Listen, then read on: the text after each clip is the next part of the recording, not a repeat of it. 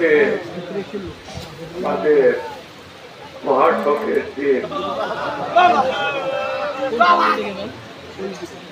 আমি সবসময় বলি যে আমরা এই বাংলাদেশের বাঙালি জাতি আমাদের যে সৌভাগ্য আল্লাহ দান করেছেন এটা অন্য কোন জাতিকে মনে রাখতে হবে। আমাদের ভিতরে এই বাংলাদেশে বাঙালি জাতির ভিতরে আল্লাহ পাক একই বংশের ধারায় ঊনবিংশ শতাব্দীতে একজন মুজাদ্দিদ তৈরি করেন। তিনি হচ্ছেন আমার দয়াল দাদা যান গাউসুল আজম খাজা বাবা শাহ এনায়েতপুরী রাহমাতুল্লাহ, এবং তারই সাহেবজাদা দ্বিতীয় সাহেবজাদা হযরত খাজা বাবা সাইফুদ্দিন ধর্মের তলোয়ার, তিনি বিংশ শতাব্দীর মূল। এভাবে হয় না। আমার দয়াল দাদাগণ ঊনবিংশ শতাব্দীর মুজাদ্দিদ এবং বিংশ শতাব্দীর মুজাদ্দিদ হচ্ছে আমার দয়াল বাবা, যাকে আমরা এই ৩০ দিনে হারিয়েছিলাম। আজকের এই দিন আমাদের জন্য পরম শোকের দিন। এটা সত্য যে আশেক মাসুকের যে খেলা, এর থেকে বড় ব্যথা কিছুই থাকে না যখন আশেক তার মাসুককে হারায়। আমি ওই দিন 1993 15 অক্টোবর 30 আমি অন্তরে হাড়ে হাড়ে পেয়েছি। এই দিনকে হাদিস শরীফের ভাষায় বলা হয় ইয়ামুল বেসাল, ইয়ামুল বেসাল, বেসালাতের দিন। বেসাল আরবি শব্দ, যার মানে হচ্ছে মিলনের দিন, আল্লাহর সঙ্গে মিলন। আল্লাহর ওলি আল্লাহর সঙ্গে মিলন হয়ে যায়, ইন্তেকাল বলা হয়। আল্লাহ ইন্না আউলিয়াল্লাহি লা ইয়ামুতু বাল ইয়ান্তাকিলু মিন দারিল ফানাই ইলা দারিল বাকা। আমার দয়াল নবীজি বলেন, আল্লাহর ওলিগণ নিশ্চয় নিশ্চয় আল্লাহর ওলিগণ মৃত্যুবরণ করেন না, বরং তারা এই ধ্বংসশীল জগৎ থেকে চিরস্থায়ী জগতের দিকে প্রস্থান করেন এবং তারা আল্লাহর সঙ্গে মিলন প্রাপ্ত হন। এই জন্য বলা হয় ইয়ামুল বেসাল। আমি এই দিন খুব চিন্তিত ছিলাম। খাজা বাবা বলতেন যে বাবা, এই ছোটবেলা থেকে আপনাদের সাথে শম্ভুগঞ্জ লালকুঠি দরবার শরীফে এই ছোট থেকে আমি ক্লাস 6-7-এ 6 থেকে 5-7-এ এসে ময়মনসিং মৃত্যুঞ্জয় স্কুলে ভর্তি হলাম। তারপরে এইটে উঠে জেলায় ছিলাম।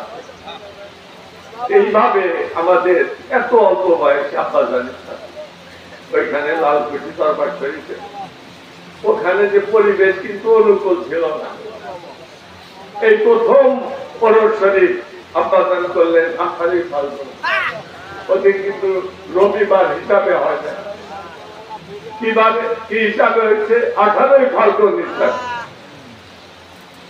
তখন থেকে আপনারা জানেন, যারা ওই সময় ছিলেন তারা জানেন যে কত বাইরের শত্রুপক্ষ কিরকম ভাবে আক্রমণ করত। এটা চলতেই থাকলো, চলতেই থাকলো, এর কোনো শেষ দেখলাম না। বাজার আমাদের বলতেন অনেক হাতে কলমে শিক্ষা দেওয়া, হাতে কলমে শিক্ষা দেয়। হযরত মাওলানা রুমি রহমাতুল্লাহ আলাইহি তিনি তার মুস্তফি শরীফের ভিতরে এক জায়গায় লিখছেন যে তোমরা দেখবে পাখি যখন তার বাসায় ডিম পাড়ে, ডিম পাড়ার পর কিছুদিন তাপ দেওয়ার পর ওই ডিমের বাইরের যে শিলটা ওটা ফাটে, ফাটার ভিতর থেকে ডিমের বাচ্চা বের হয়। ওই বাচ্চাকে পাখির মা এবং তার বাবা তারা ছোটে করে তারা হাত নিয়ে এসে তাকে খাওয়ায়। এইভাবে আস্তে আস্তে পাখির বাচ্চাটা বড় হতে থাকে। এইভাবে কিছুদিন লালন পালন করে, তারপরে তার পাখা দিয়ে শরীর দিয়ে পালক গজায়, পালক গজায়। ওই যে পালক গজাইতেছে তখন পাখির বাচ্চাটা কি করে, বাচ্চাগুলো ওই বাসার ভিতরে তারা পাখা ঝাপটায়, পাখা ঝাপটায় যে পাখা কি করবে, এই যে পাখা ঝাপটায় মাওলানা রুমি রহমাতুল্লাহ আলাইহি বলেন বেশি আত্মবিশ্বাসী হয় না, বেশি আত্মবিশ্বাসী হয় না। ওই পাখির বাচ্চাগুলো যখন তার পাখার পালক গজাতে থাকে তখনই সে পাখা ঝাপটায় যে আমি ওড়ার উপযোগী হয়েছে কিনা। কিন্তু যে বাচ্চা সে তার ভূ শক্তিটা আছে যে এখনো আমার পাখা সম্পূর্ণ পালক গজায় নাই, ওই অবস্থায় বোধ শক্তি আছে, বেঁচে গেল, বাসার ভিতরেই থাকলো।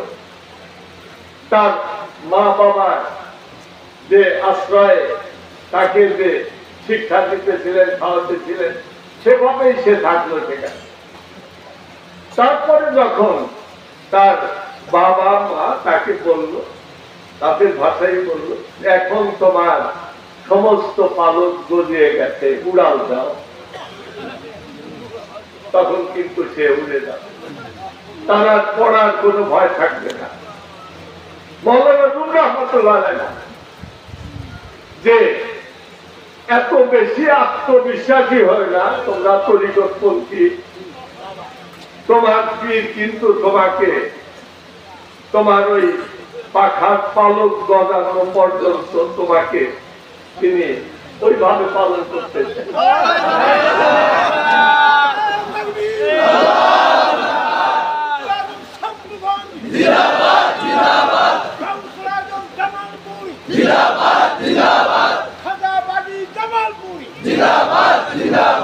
এই পালক পরিপূর্ণ গজানের আগেই যদি তুমি ওই পাখির বাচ্চার মতো আত্মবিশ্বাস, অতি আত্মবিশ্বাসের বাসার থেকে গাছের উপরে বাসা, সেখানে কোনো বিড়াল গাবড়া এগুলো উঠতে পারে না, উঠতে পারে না, ওকে খাইতে পারে না, অনেক উপরে নিরাপদ।